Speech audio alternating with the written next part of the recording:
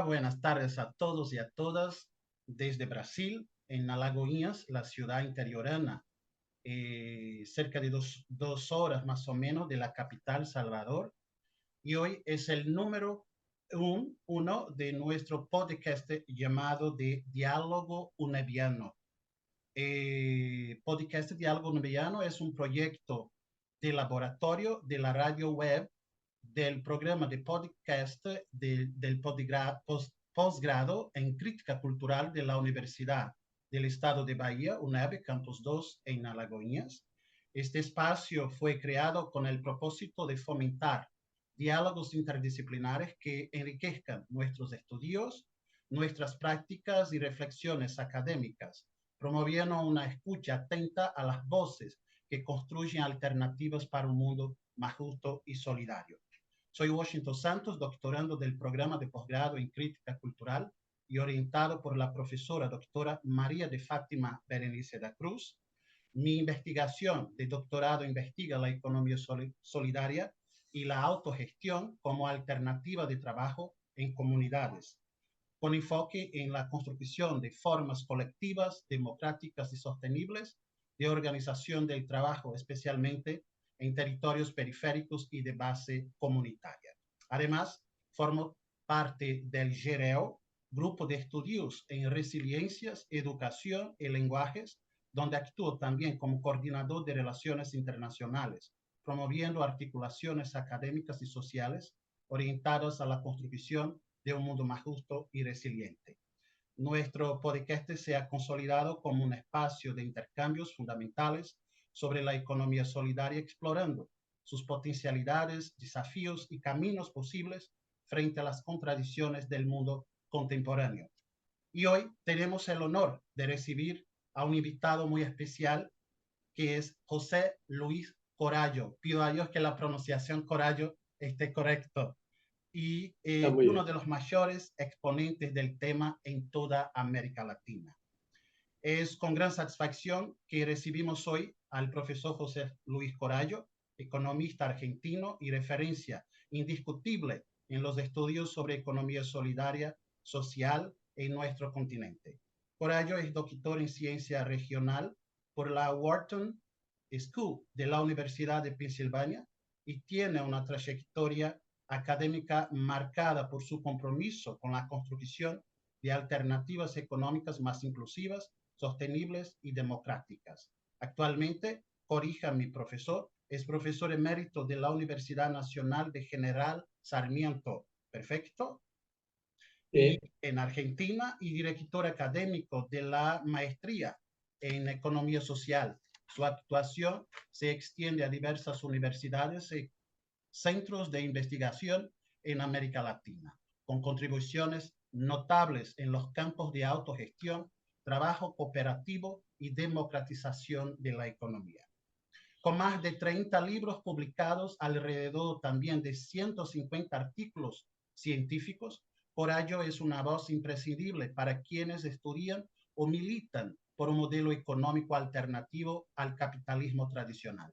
Entre sus obras, particularmente destaco Economía Social y Solidaria, el trabajo antes que el capital, La gente o el capital, desarrollo local y economía del trabajo, políticas públicas y economía social en América Latina, de entre muchos otros. Hoy tendremos el privilegio de escuchar sus reflexiones sobre los desafíos y posibilidades de la economía solidaria a partir de una vasta experiencia y pensamiento crítico. Pero ante todo, profesor Corallo, antes de sumergirnos más profundamente en sus ideas y contribuciones para la economía solidaria, me gustaría en particular comenzar nuestra conversación de una forma más personal. Me gustaría saber un poco de la infancia del profesor, cómo empezó sus estudios, de qué manera empezó en la Universidad de Economía y a partir de qué momento pensó una economía diferenciada, no tradicional, sino una economía inclusiva, justa, que piensa al otro, a las personas subalternizadas, fuera del capitalismo, en fin. Entonces, la voz es tuya. Bienvenido. Bueno, gracias. Muchas gracias por la invitación, Washington. Bueno, brevemente, muchas gracias por esa presentación tan generosa. A ver, para darte algunos elementos, yo empecé la carrera de economía en los años 60 en la Universidad de Buenos Aires, en los años 58 en realidad. Mi primer interés fue por el desarrollo regional, por los estudios urbanos. Entonces participé en las primeras organizaciones de planificación que hubo en la Argentina, en la planificación regional, y de ahí me fui a la Universidad de Pensilvania a estudiar economía regional, como tú dijiste. No, no soy doctor, soy máster solamente. De ahí volví a la Argentina y trabajé en un centro de investigación eh, en el Instituto de Itela, donde se trabajaba sobre estudios urbanos y regionales. Eh,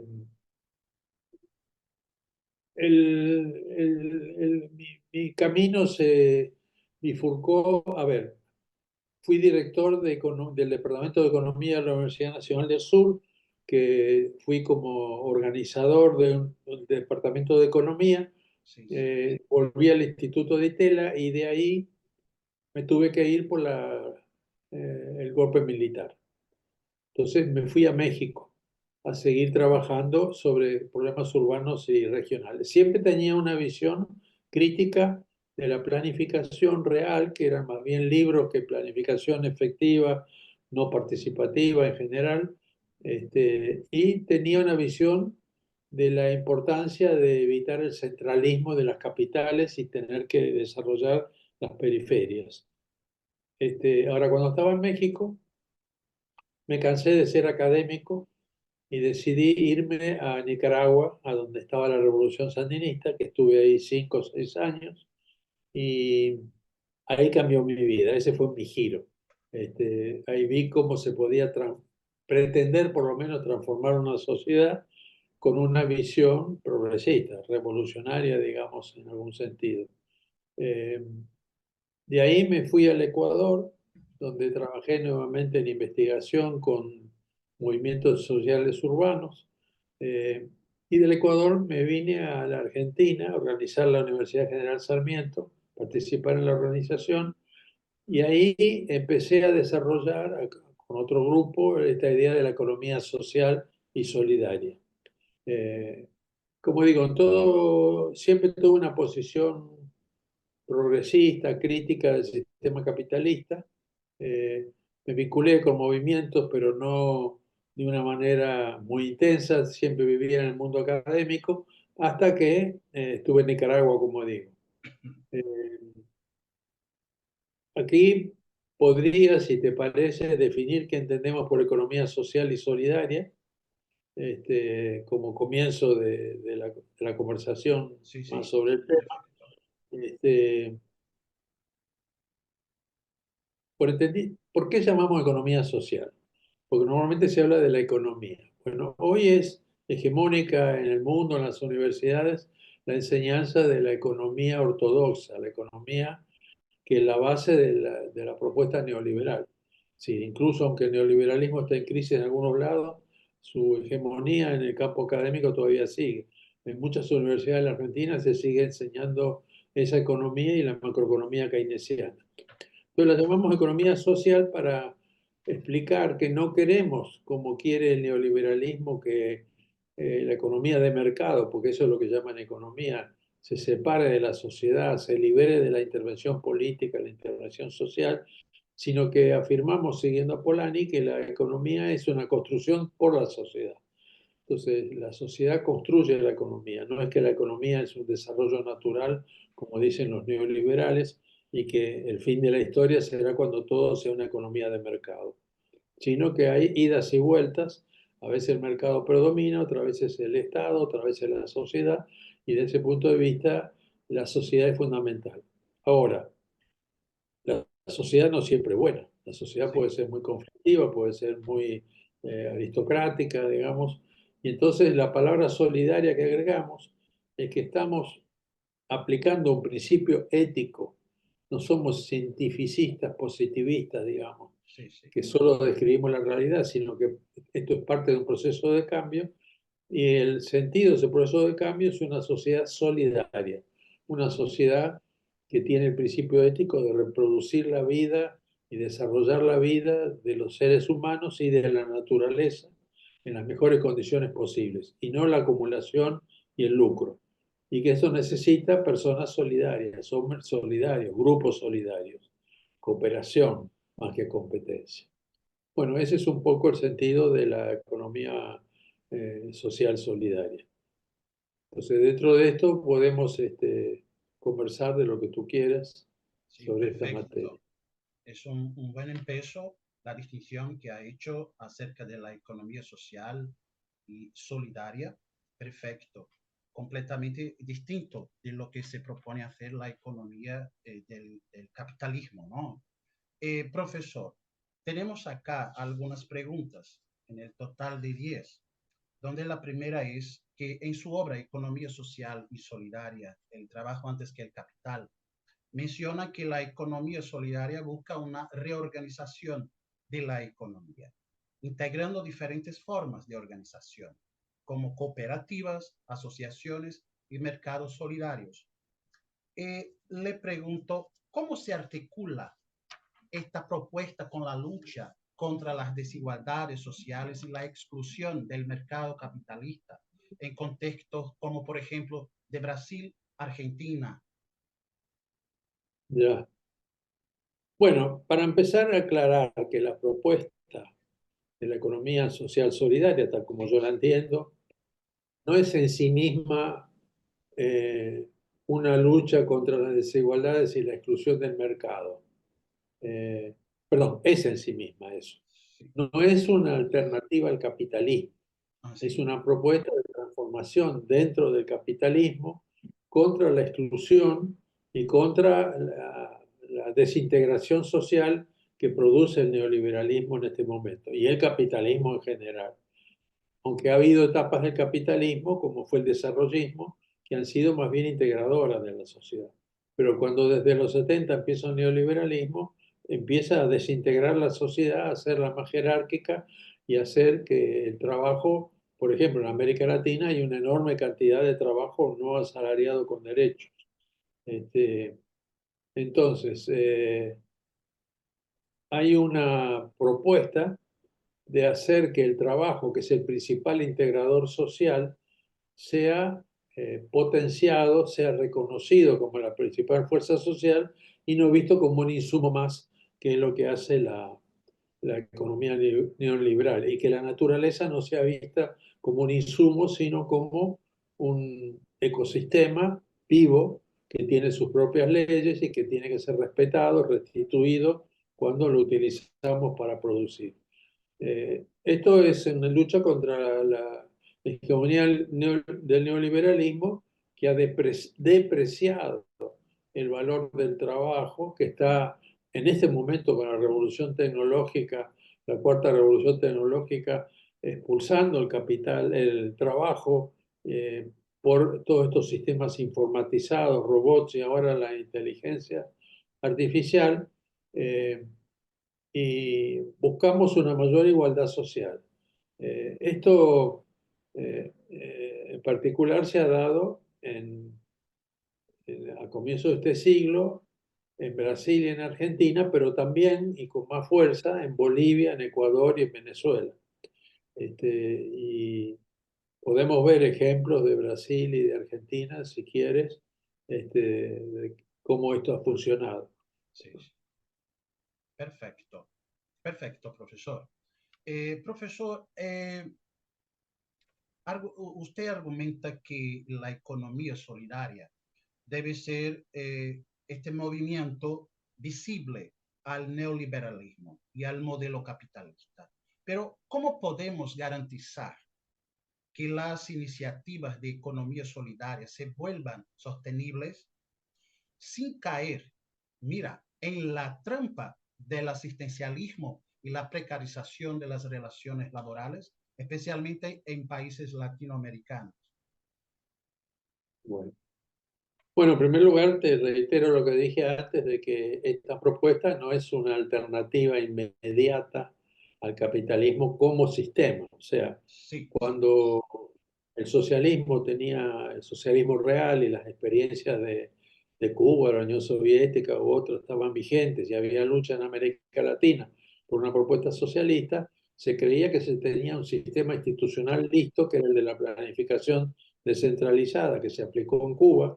Entonces, como que se luchaba con una propuesta, un sistema alternativo. Bueno, en este momento nadie tiene un sistema alternativo, pero hay una crítica a este sistema, una crítica a una economía de mercado libre, una economía de acumulación de capital sin límites. Entonces, lo que proponemos es una transformación de la economía, pero en particular de la economía popular, desde el interior del sistema capitalista, desde una economía mixta. Nosotros vemos la economía, en los 60, 70 se decía que la economía era mixta, se decía que era economía del Estado o pública y economía de mercado o empresarial capitalista. Nosotros planteamos que hay una economía de tres sectores. Uno es el sector de la economía estatal pública, que tiene como sentido el manejo de recursos para lograr el bien común, por lo menos esa es la teoría de la democracia liberal. El sistema empresarial capitalista, que tiene como sentido la acumulación de capital, y el sistema de economía popular, no el tercer sector en el sentido de las ONG. El sector de la economía popular tiene como sentido la reproducción de la vida de todas y todos desde la perspectiva de la naturaleza. ¿Cuándo es solidaria? Porque la economía popular realmente existente puede ser ferozmente competitiva, porque la gente está, en una parte de los trabajadores está en condiciones de sobrevivencia, informalizados, precarizados, empobrecidos. Otra parte no, otra parte de la economía popular son trabajadores asalariados con buenas condiciones, pero ellos están amenazados hoy por la expulsión del mercado de trabajo. Ahora, desarrollar la solidaridad dentro de esta economía implica, por un lado, que las organizaciones económicas de los trabajadores sin patrón, asociados, autogestionados, sean solidarias internamente, pero además que sean solidarias con otras organizaciones, porque a veces una cooperativa no es solidaria con otras cooperativas. Pero además es muy importante la solidaridad democrática en la economía, o sea, que haya derechos sociales, el derecho a la salud, el derecho a la educación, el derecho al trabajo, que el Estado tiene que garantizar solidariamente. Por ejemplo, el derecho a un retiro, el derecho a una jubilación, el Estado tiene que garantizar que se cobre un impuesto a los trabajadores activos, que esto vaya a una caja de jubilaciones y cuando se retiran tengan una jubilación. Eso es solidaridad social, pero es a través del Estado, no es directamente en la base de la sociedad. Ahora, en el intento de hacer solidaria la economía popular, con apoyo del Estado, aparece esto que tú mencionabas, que es la posibilidad del clientelismo. O sea, se ayuda a que trabajadores desocupados formen pequeños emprendimientos para producir y vender, pero esa ayuda es una ayuda condicionada a la lealtad política. Esto hace que esa solidaridad tenga bases muy endebles. La solidaridad no puede ser en una relación de dominación y con un sentido oportunista. Simplemente voy a tener un ingreso, sino que además tiene que ser un valor en sí mismo. Implica además, por lo tanto, una reforma al Estado, o sea, no se puede pensar solo en recursos, producción y venta e ingresos, sino que hay que reformar al Estado para que democratice las políticas, para que efectivamente se apoye una economía popular solidaria. Y aumentar el trabajo autónomo asociado, como decía, que además requiere una democratización de las organizaciones sociales. Si no se hacen estas cosas, no hay sostenibilidad de la economía popular. Porque si los emprendimientos de la economía popular, la sostenibilidad está medida en términos financieros, por ejemplo, que gane lo suficiente como para que puedan vivir sus trabajadores, que es lo que normalmente se entiende como sostenibilidad, no es suficiente porque el sistema de mercado está fagocitándolo todo el tiempo. Hace falta una visión más sistémica, más articulación entre las organizaciones de la economía popular solidaria y que el Estado tenga políticas firmes, participativas, donde la gente se pueda hacer cargo del proyecto de desarrollo de otra economía. Esto es lo que realmente lo puede hacer sostenible. Perfecto, profesor. Hay una otra pregunta que dice, ¿la economía solidaria ha sido vista por muchos como un camino para superar la deficiencia del modelo capitalista? Pero también existe la crítica de que puede ser absorbida por el sistema. ¿Cómo ve la relación entre la economía solidaria y el modelo socialista? ¿Existe un límite en su implementación dentro de la lógica capitalista dominante? A ver, como decía antes, la propuesta de la economía popular solidaria o la economía social solidaria o de la economía solidaria no compite y acompaña proyectos de transformación del sistema capitalista actual. No es la única línea. Por ejemplo, la economía feminista tiene una propuesta de superación del patriarcado que tiene consecuencias económicas. O el campesinismo o el indigenismo tienen, o el ecologismo tienen propuestas de transformación. Entonces, la economía popular solidaria no se erige en la única línea de transformación de la economía. Entonces, hay muchos criterios de cómo organizar una economía no capitalista. Podemos decir anticapitalista también, pero por lo menos no capitalista.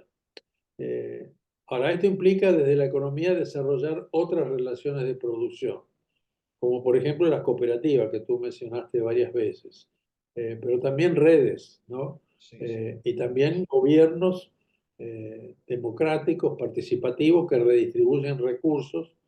Son varios los criterios de organización de la economía, no solo el mercado. En particular, eh, para los excluidos y los pobres, pero no solamente, también la clase obrera formalizada es parte de la economía popular. A veces ve como economía popular solamente a los emprendimientos sin patrón, los emprendimientos autogestionados.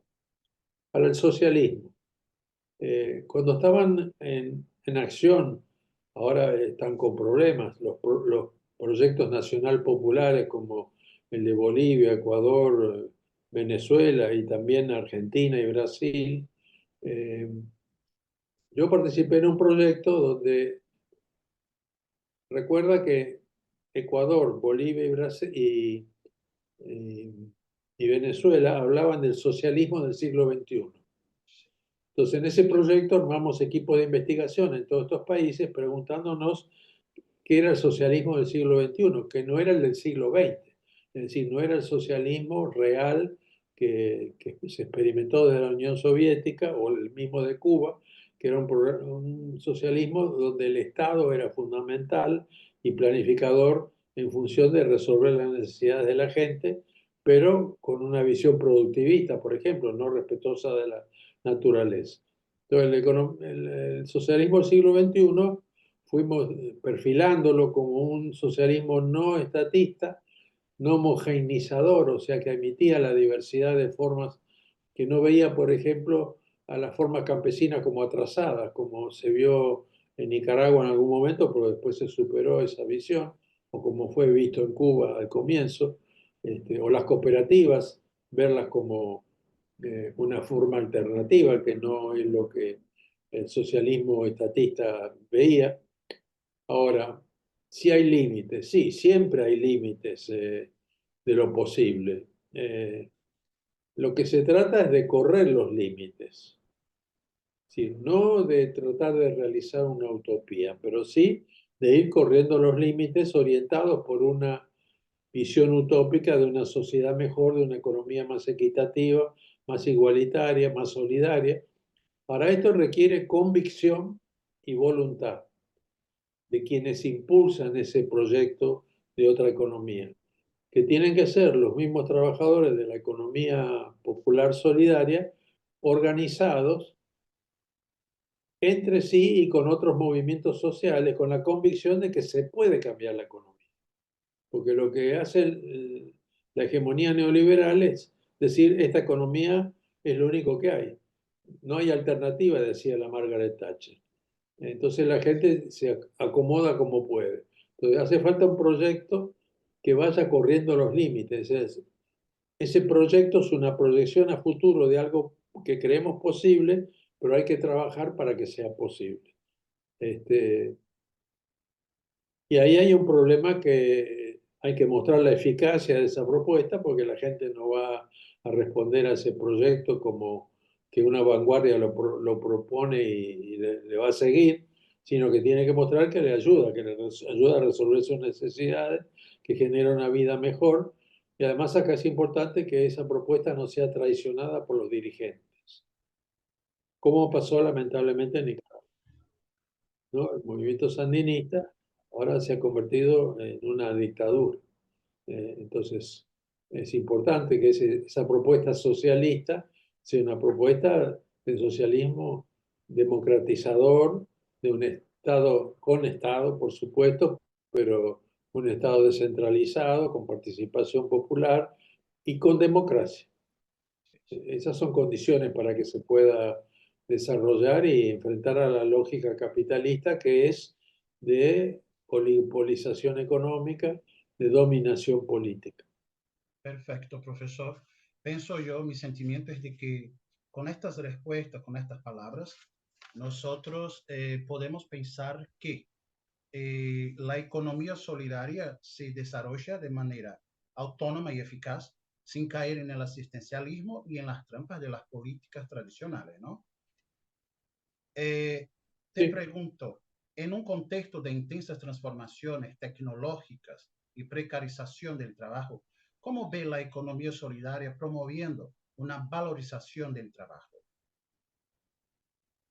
Al mismo tiempo, ¿cuáles son las alternativas posibles para garantizar la dignidad del trabajo en el cual el escenario de automatización y desempleo estructural, especialmente en América Latina? Bueno, yo creo que más o menos estuve planteando las bases de esto. Eh, en América Latina hay solidaridad, pero está fragmentada. Hay Sí, muchísimas experiencias de solidaridad, no es que venimos a inventarla. Incluso hay una historia de cooperativismo y el mutualismo que empieza desde el siglo pasado, con los inmigrantes que vinieron de Europa. Entonces se trata de potenciar esa economía popular solidaria. Se trata de reconocer que tiene una posibilidad de desarrollo fundamental incluso para la economía nacional en su conjunto. Eh, entonces, en nuestros países hay y ha habido experiencias importantes de avance de la economía popular solidaria. Por ejemplo, el caso de Ecuador es un caso donde hubo una ley de economía popular solidaria, una ley de economía popular solidaria impulsada desde la constituyente. Los movimientos sociales armaron una constituyente que le da un lugar muy importante a la economía popular solidaria. Eh, y hubo políticas de economía popular solidaria. Lo que pasa es que el gobierno era neodesarrollista, entonces no creía realmente. Una cosa es la constituyente y otra es el gobierno que tiene que aplicarla. Entonces, si el gobierno es neodesarrollista, piensa que lo que tiene que haber es industrialización, tiene que haber empleo formal, pero en un sistema capitalista periférico esto se ha mostrado que no funciona.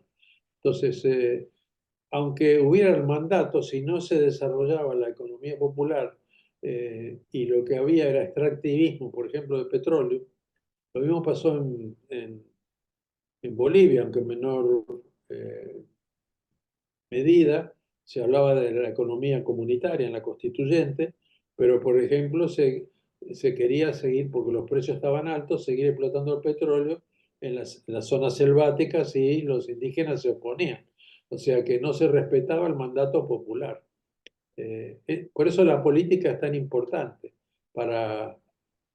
Por ejemplo, en los países andinos hay eh, economías indígenas que son solidarias, sí, ¿no?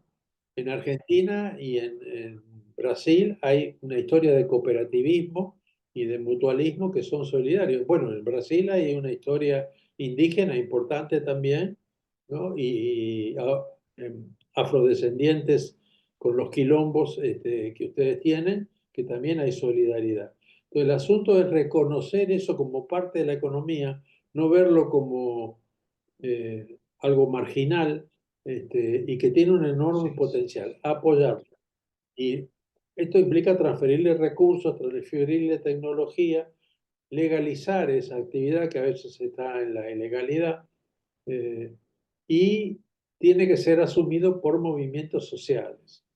O sea, que el movimiento feminista, que el movimiento indígena, que el movimiento campesino, que el movimiento ecologista, como les decía, pongan en su agenda el desarrollo de una economía popular como subsistema, por lo menos dentro de la economía. Todo eso va a contribuir a que se desarrolle esa economía solidaria. Perfecto, profesor. Mediante sus respuestas, hay respuestas ya adelantadas de las otras preguntas. Me gustaría saber qué piensa, profesor, de la relación de la educación popular, hablada mucho por Paulo Freire, una referencia de la educación. ¿Cómo mira la relación de la educación popular con la economía solidaria? Bueno, la educación popular es muy importante para la economía solidaria. ¿Por qué? Porque se trabaja, eh, como digo, debería trabajarse con toda la clase obrera, con todas las trabajadoras y los trabajadores que son la mayoría de la población. Pero normalmente hay una visión de que la economía popular solidaria es con los pobres, en todo caso con la clase media baja, este, con los excluidos. Y como sabemos, Pablo Freire desarrolló una pedagogía de la liberación, unos métodos que además tenían mucho que ver con la alfabetización de los adultos que no habían ido a la escuela, y que desarrolló una pedagogía horizontal, donde se partía la base de que los alumnos tenían conocimiento, que no eran ignorantes a los cuales los profesores iban a enseñarles como en una escuela que Freire llamaba bancaria. Entonces, si decimos que la economía popular tiene que desarrollarse democráticamente, no tiene que haber esa jerarquía y tiene que haber un proceso de educación general. Eh, Fíjate que en alguna experiencia cooperativa que se estudió en Brasil, se hacía una etnografía y se le preguntaba a las participantes en la cooperativa qué había significado para ellos trabajar en esto. Y una de las compañeras dijo, para mí el mayor significado fue que pude hablar en público. O sea, que había habido un proceso de desarrollo de sus capacidades. Y acá en la Argentina, en otro caso también, una compañera dijo, yo podía discutir con los concejales municipales, ¿no? O sea, que hay una dimensión del desarrollo que no es solo material de producir cosas y tener ingresos, sino que es un cambio en la mentalidad. Desde ese punto de vista, la educación popular cumple un papel muy importante, pero no solo a nivel más elemental de la alfabetización, sino toda la educación básica e incluso en las universidades. Por ejemplo, en las universidades hay que eh, desarrollar otra ética. Por ejemplo, un agrimensor, eh, eh, un, una persona que se especializa en los temas de la agricultura, está siendo preparada para trabajar con el agronegocio. Pero la economía popular son campesinos, son pequeña agricultura familiar. Entonces hay que enseñar cómo participar en el desarrollo como profesional de esa economía. Entonces es otra educación, ¿no? No es solo lo de Pablo Freire, sino una educación liberadora, que ayuda a la liberación de otros. Este, esto, eh, otra dimensión que tiene esto, que se aprendió con Pablo Freire, es este circuito acción, reflexión, acción.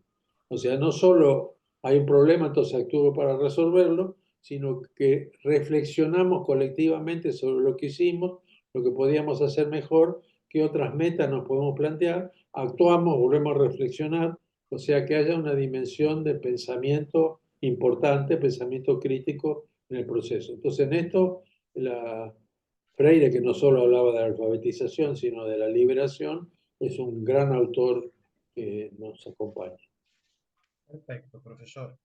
Eh, Pienso que mucho de lo que buscaba hoy con el profesor he conseguido, porque en tan poco espacio de tiempo hemos tenido buenas Perdón, respuestas.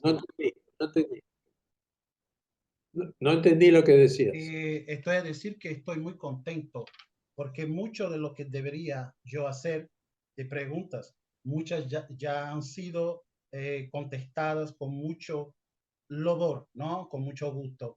Entonces me gustaría de decir que estoy muy contento para no tomar más a tu tiempo. Hay algunos puntos importantes que tenemos también que establecer acá en nuestra conversación.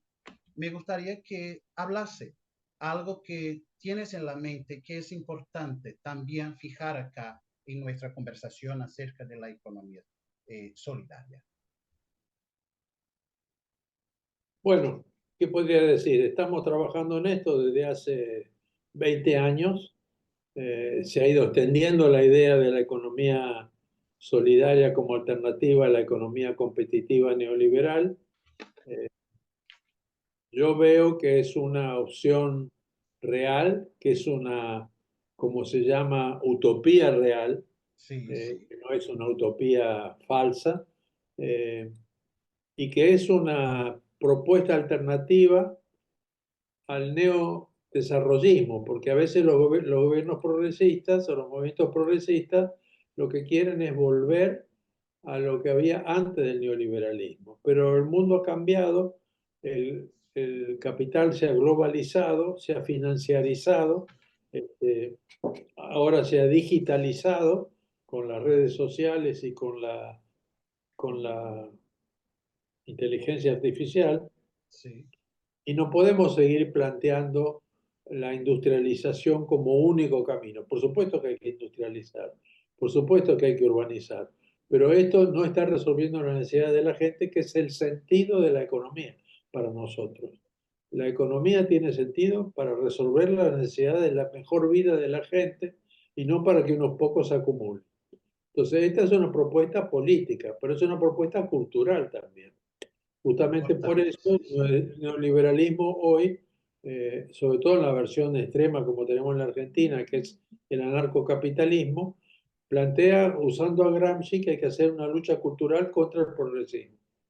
Entonces, hay que, y como es hegemónico, mucha población ha asumido que cada uno tiene que ser responsable de sí mismo y no reclamar derechos. Y por lo tanto, la economía es algo que nos pasa, que uno no lo puede cambiar, lo único que puede hacer es adaptarse a eso.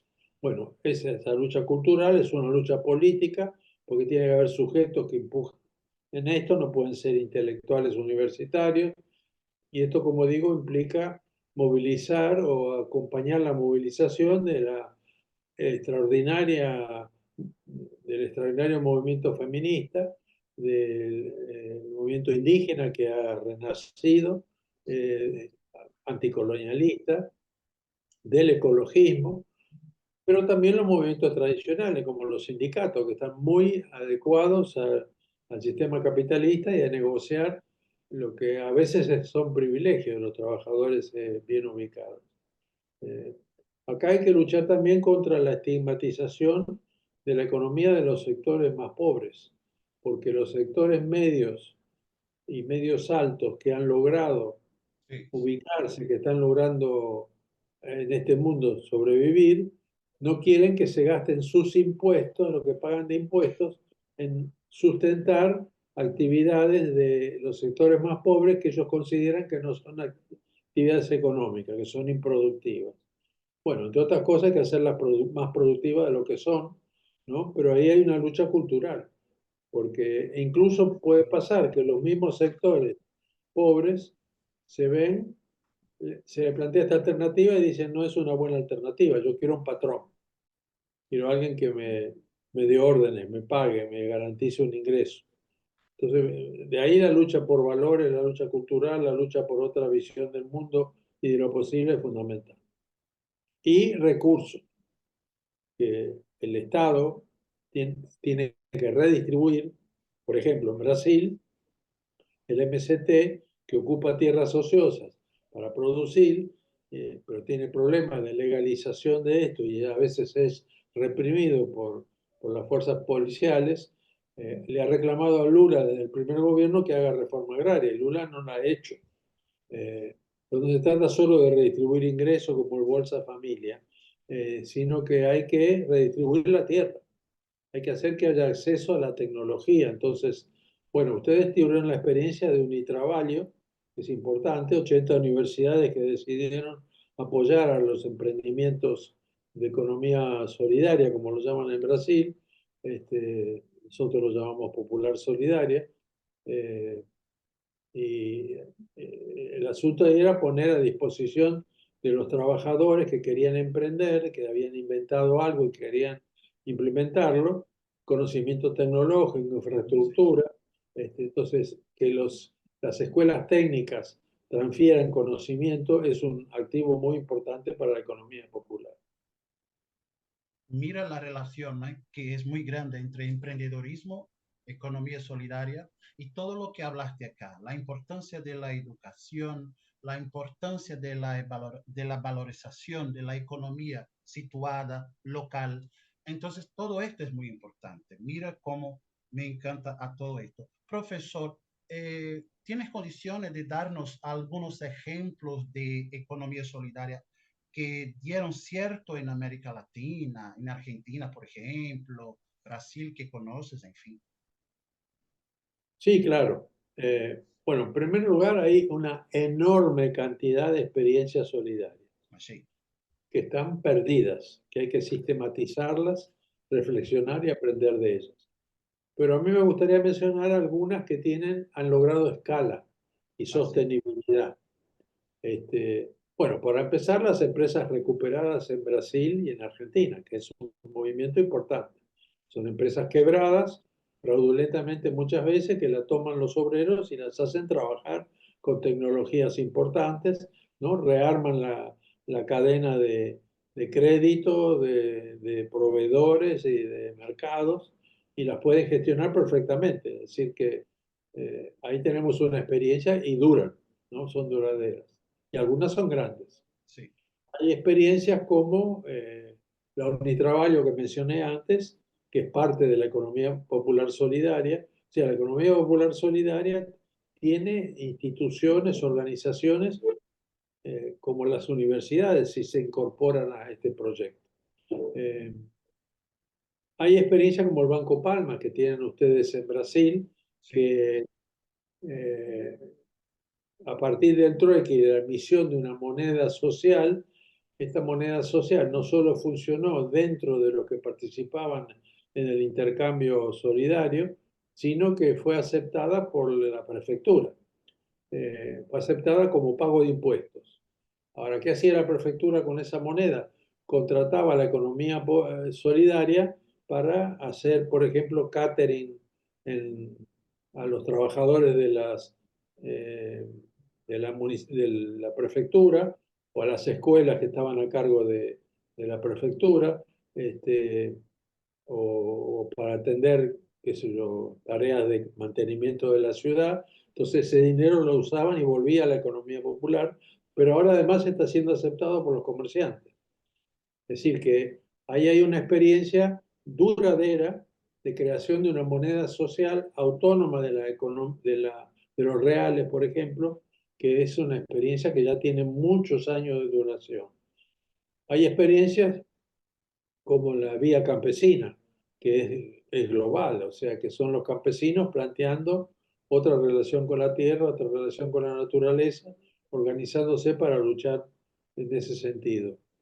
Eh, Hay experiencias como la justa trama, sí, que es una cadena de producción que empieza con la crianza de ovejas y el trasquilado de la lana convertida en hilo, que junto con la producción de colorantes naturales da lugar a tejidos que pasan a otro eslabón de la cadena, que son confecciones, que pasan a un eslabón que es el de la comercialización, y que son todos eslabones de la economía solidaria, de la economía popular, que fijan, no se explotan uno al otro como pasa en el mercado normal. Eh, y esas hay muchas. Hay, por ejemplo, para tener idea de la escala, países como Ecuador, que está dolarizado, que necesita dólares para poder importar lo que necesita y no exporta lo suficiente. Hay una cantidad muy grande de trabajadores que han emigrado a Canadá, a España, a Estados Unidos y que mandan remesas a sus sí, familias en Ecuador. La suma de esas remesas ha sido más alta que las exportaciones de petróleo. Y esto es resultado de la economía popular, que incorpora entre sus estrategias la emigración. Lo mismo pasó en México, pasó en Centroamérica. Esto da idea de que lo pequeño puede ser grande y tener un peso en la economía en su conjunto.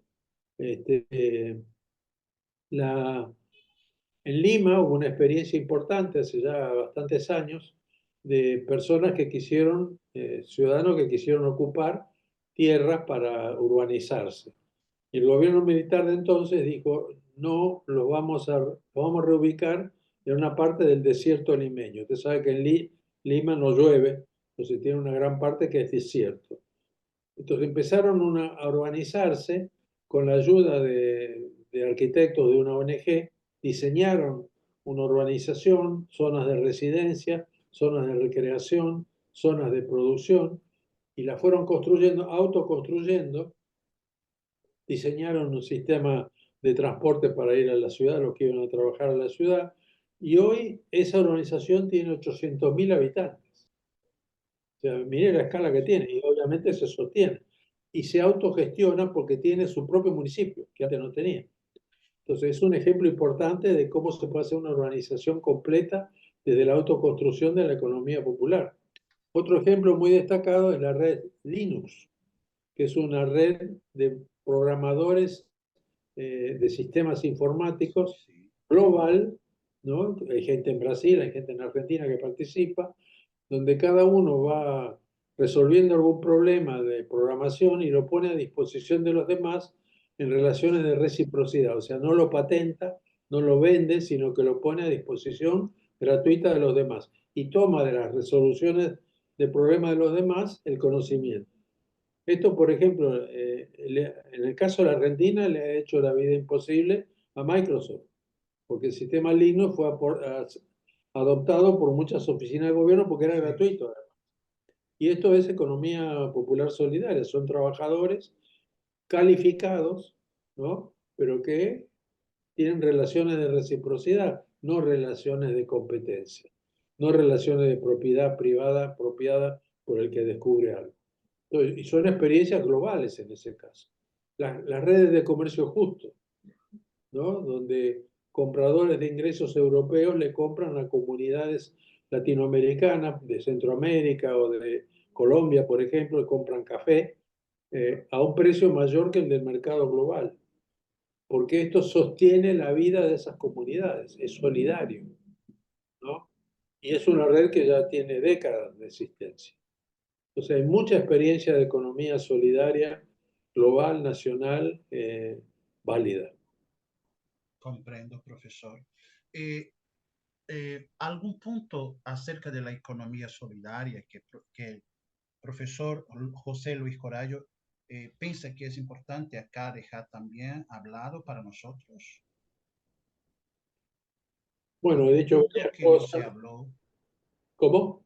¿Algún punto que no se habló acá y que es necesario dejar como un mensaje importante de la economía solidaria?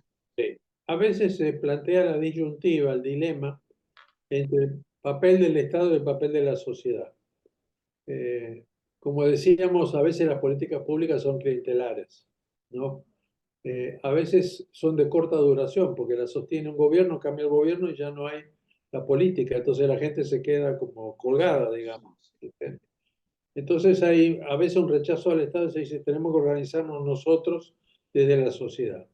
Bueno, yo creo que hacen falta Estado y sociedad, que tiene la sociedad civil organizada, tiene que participar en la definición de lo público y que Gracias. el Estado se tiene que democratizar. Y hay experiencias de eso importantes, experiencias, bueno, ustedes tuvieron una Secretaría de Economía Solidaria que la dirigió Paul Singer, ¿no? Sí, sí. Lamentablemente fallecido, que impulsó desde el Estado la economía solidaria, tal vez no en la escala que aspiraríamos que se haga.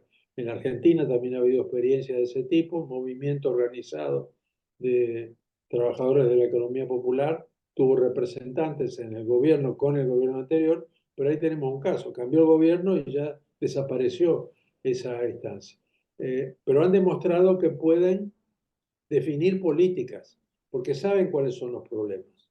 mejor que un funcionario público. Y esto implica además reeducar a los funcionarios públicos que van a trabajar con esto, porque tienden a son tan burocratizados. Pienso que tienen un programa que es el correcto, lo ofrecen y lo implementan. Y la gente lo toma porque es la opción que hay. En cambio, se puede hacer un encuentro entre el Estado y la sociedad civil organizada, un trabajo sobre lo público para cambiar la economía, que es una condición política y cultural fundamental, creo yo. Perfecto, profesor. Pienso que por el tiempo hemos hablado algunas cosas importantes acerca de la economía solidaria, social. Hemos hablado un poquito de la importancia de la educación y en mis lecturas veo la importancia también de establecer una comprensión acerca de decolonialidad, de interculturalidad. Entonces, todo esto es muy importante para que de facto podamos pensar que hablar de economía solidaria no es utopía, es una realidad y una necesidad, ¿no? Hemos hecho nuestro ping pong antes de la tecnología trabajar contra nosotros. Eh, y ahora me gustaría un mensaje final para los estudiantes de maestría, de doctorado, las personas que piensan por un mundo mejor, un mundo justo, de justicia, en fin. Bueno, para los estudiantes, decirles, es algo bastante personal. Hace 20 años creamos la maestría de Economía Social en la Universidad General Sarmiento. Cuando tuvimos que diseñar la maestría, ¿por qué la diseñamos? Sí, Porque nuestra universidad tenía una vocación de ayudar a los sectores populares de la zona. perfecto. Y una de las actividades era la capacitación en cómo organizar una economía popular. Y la demanda fue tan grande que no dábamos abasto. Entonces decidimos crear una maestría para formar formadores. Cuando fuimos a diseñarla, buscamos en Google, digamos, dónde había maestrías de ese tipo y casi no había. Había maestrías de cooperativismo en España, cosas por el Ah, estilo, sí. pero no había programas de posgrado en este campo. Bueno, hoy hay una enormidad de programas de posgrado, de oferta, porque se ha ido volviendo legítima esta propuesta de otra economía. Entonces, quienes trabajan en esto, estudiando a nivel superior o a nivel de posgrado o de grado o en escuelas técnicas, acá ha habido muchas escuelas técnicas de economía popular solidaria, pueden tener la certeza de que no están solos, de que esto está creciendo, de que esto tiene demanda. Lamentablemente, a veces hay gobiernos reaccionarios, pero incluso los gobiernos reaccionarios necesitan dar atención a la gente excluida. Lo que pasa es que es un proyecto no liberador, Sí, sí. pero hay una necesidad de esto y hay muchos lugares de encuentro donde pueden ver que no están solos, como digo, en esta búsqueda. Perfecto. Y hacer un ping pong, si fuera posible. Te paso algunas palabras y de estas palabras usted dice otra o un concepto. ¿Ok? Autogestión. Bueno, ¿Qué te viene a la mente cuando hablo autogestión? autonomía, Trabajo cooperativo. solidaridad. Decolonialidad. ¿Cómo? Decolonialidad. Liberación de los pueblos indígenas y del pensamiento eurocéntrico. Políticas públicas. Democratización, participación. Futuro de la economía solidaria. Promisorio. Profesor José Luis Corallo, fue un enorme honor recibirlo acá en Diálogo Neviano. Sus reflexiones amplían nuestro horizonte crítico y fortalecen el compromiso con una economía orientada hacia la justicia social, la cooperación y la dignidad humana. Muchas gracias. En nombre de UNEB, la Universidad de Estado de Bahía, Campos 2 en Alagoinhas, Bahía. Muchas gracias en nombre de GEREL, nuestro grupo de estudio, la presidente profesora María de Fátima Berenice da Cruz, nuestro departamento de artes y el programa de posgrado Crítica Cultural, nuestros agradecimientos. Le invito para que futuramente esté con nosotros en nuestro Congreso TEIAS, que es también de manera online. Y tendremos por nuestro grupo Gerel un congreso, un seminario internacional y le invito desde ya para que también pueda estar con nosotros. Son invitados de África, de muchos países que hacen parte con nosotros para hablar situaciones como estas. Será un honor muy grande para nosotros tenerlo en este momento. Con mucho gusto y me encanta que estén en este proyecto. Le agradezco la oportunidad de difundir ideas sobre la economía popular solidaria y con gusto participaré y me encantaría saber cómo avanzan ustedes en su proyecto. Ok, Gracias. muchas gracias, fuerte abrazo y ojalá, un abrazo.